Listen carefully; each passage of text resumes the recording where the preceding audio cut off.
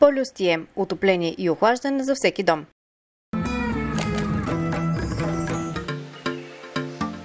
Обърнатата къща, където всичко е с главата надолу.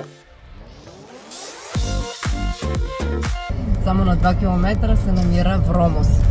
Предпочитано място за почивка. Връщаме се в къмпинг Черноморец, за да вечеряме на брега на морето. Останете с нас до края.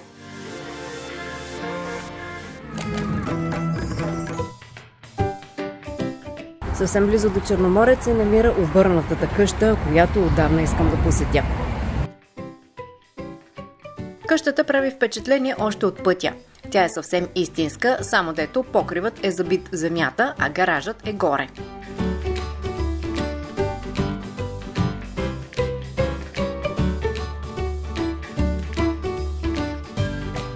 От вратата влизаме в коридора, където би трябвало да се оставим обувките. Гледам гардероба и ми иде да подложа ръка да хвана някоя обувка, ако полети надолу. Още с влизането усещането е странно. Хем ти е смешно и забавно, хем усещаш, че нищо не е наред. Но пък снимките стават много интересни.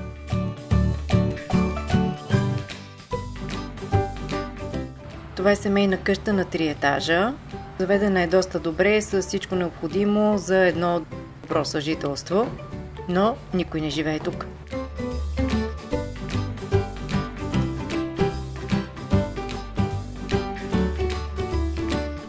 Добре, че няма вода в банята и въпреки това предпазливо се приближавам към тоалетната и мивката. Дано е празна. В тази къща се сблъсква представата ни за реалност и нереалистичното усещане от това всичко да е обратно. Абсолютно всичко в къщата е истинско. Предметите са истински, дори някои от тях са с антикварна стойност. Собствениците са ги събирали от различни места и са ги пренесли в тази интересна къща.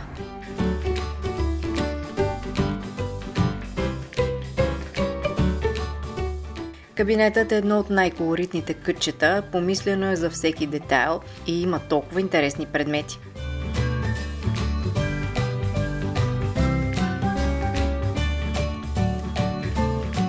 За построяването на тази къща са изправени пред доста предизвикателства, защото материалите и абсолютно всичко трябва да бъде добре подбрано и предметите добре закрепени, за да не паднат на главата на някой от посетителите.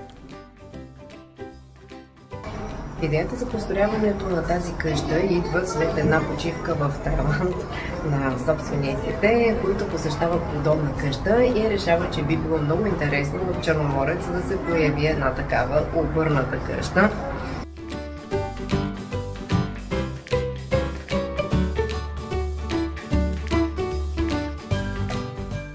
Всичко в къщата е обърнато надолу с главата. Стават много забавни снимки и е много интересно, когато леглото ви се пада над главата.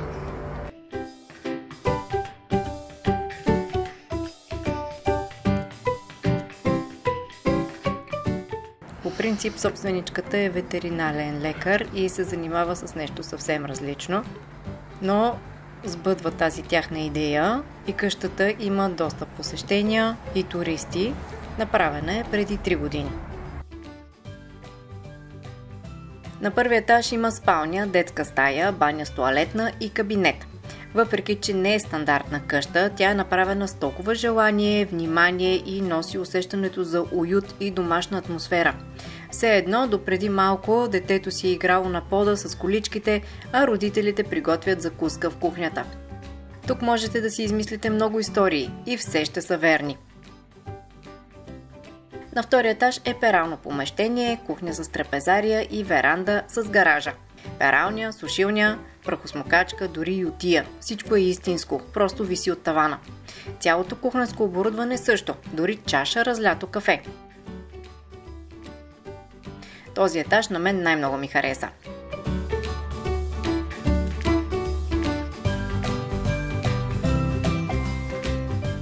На плота има купа с плодове, телешки стейк готов за разфасоване, дано ножовете са добре закрепени.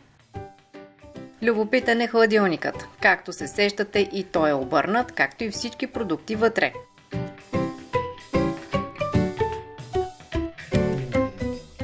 Отиваме към трапезарията, където семейството вече е закусило.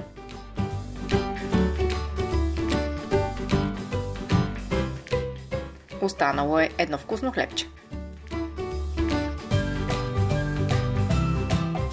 Къщата е страхотна атракция, където наистина можете да се позабавлявате. Всичко е направено с чувство за хумор и да носи настроение.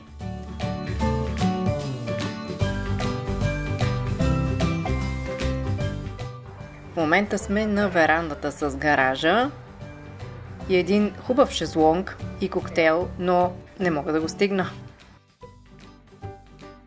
А от тук можете да се насладите и на красивия изглед с бинокъл.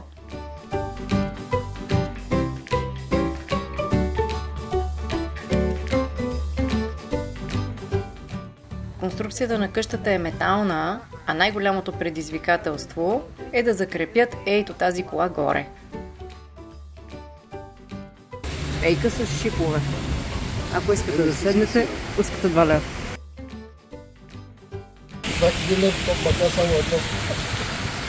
В двора също има забавления и различни развлекателни кътове. До сега не бях виждала бягащо колело. Отзад има стена с морско дъно и водолазен шлем, който е автентичен. Друга част от развлеченията са бензинова колонка, наливаща знания, кръгла маса за тенис, колелото на късмета и други игри. След луксозния къмпинг в Черноморец се отбиваме за малко и на един доста по-обикновен, само на 2 км се намира Вромос. Този залив е все още див и не е заселен. Предпочитано място за свободно къмпингуване. Водата е кристална, но пясъкът не е толкова пухкав, както сме свикнали.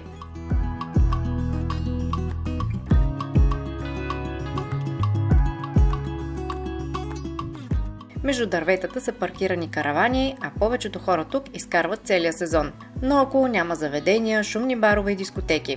Дори и през деня можете да се наслаждавате на пълна почивка и тишина. Ако, разбира се, предпочитате този вид ваканция.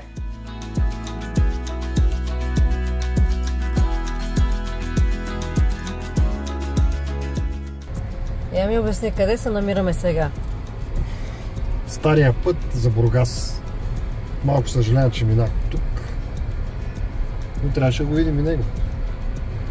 Може да не го гледаме. Няма нужда. Въпреки, че пътя е ужасно разбит, колата милата се побърка къде да ходи, отчита непрекъснато дъбки и неравности по пътя и пищи, но тук навсякъде е усеяно с различни къмпинги и целият бряг, целият плаж е с къмпингуващи, сгушени между дърветата на сянка. Изглежда доста приятно, но не е моето. А сега как ще се разминеш, ми е интересно? При положение, че отстрани са дерета и асфалта е пропаднал. Ами интересно как пристигат караваните тук. Леко. Ако тръгнете по стария път, имайте предвид, че може да излезете на нормален път, чак на Атия. И следвахме още един стар път. Да. По който няма да мине повече. Ако бяхме на каравана? Ако бяхме на каравана, щях да се живее живота. Паркираме караваната на началото на сезона и я вадиме септември. Те така правят нормалните хора. Може да ми споделите, били ли сте на каравана, привърженици ли сте на този тип почивка и какво е усещането? Аз на каравана не съм била. Изглежда ми доста различно и интересно изживяване. Някой ден ще го пробвам, но все още не съм се настроила. Докато си пътуваме, ви напомням да се абонирате за канала на Професия Турист и да пътувате с нас виртуално, защото един от вас ще спечели полет със самолет някъде в България, когато направя 5000 абонати.